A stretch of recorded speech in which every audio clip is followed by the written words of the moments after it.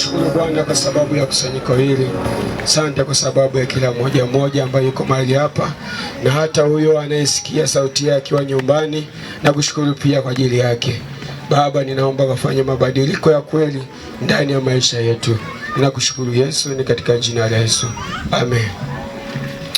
Bwana Yesu asifiwe. Haleluya, haleluya. Tupungiane mkono namna hii. Yes, hii ni ishara kwamba tunaelewana na tunasikilizana vizuri.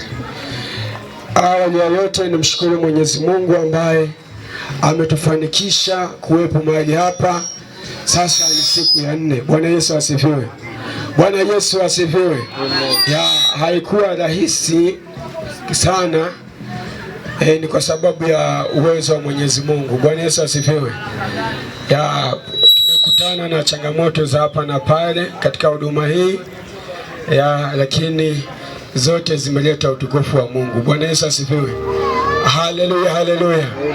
Ya, Mungu ni mwema. Lakini pia ni washukuru wote ambao mmehusika kwa namna moja ama nyingine katika kufanikisha semina hizi. Bwana Yesu asifiwe.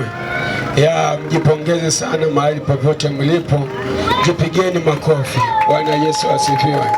Lakini pia ni mshukuru baba yetu mchungaji Mika ya kwa upendo wake na ukarimu wake. Bwana Yesu asifiwe. Ya, ni upendo wa agape, upendo wa kipekee, si watu wote wanao. Bwana Yesu asifiwe. Ya, ametubeba, ametupokea, ametubeba, ameonyesha ushirikiano wa hali ya juu. Kiukweli anastahili kuitwa baba. Bwana Yesu asifiwe. Haleluya. Watu wa Ndono mna mchungaji mzuri. Bwana Yesu asifiwe. Lakini pia nimshukuru mchungaji wetu wa ninapomshukuru mchungaji, lakini yupo na mama mchungaji. Ni mwili mmoja, kwa hiyo wanafanya kazi pamoja. Bwana Yesu asifiwe. Mungu awabariki sana.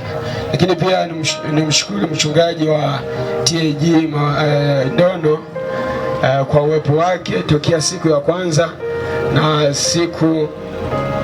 siku hii ya 4. Ni wachungaji wengi ambao walipewa mwaliko kuhudhuria mahali hapa.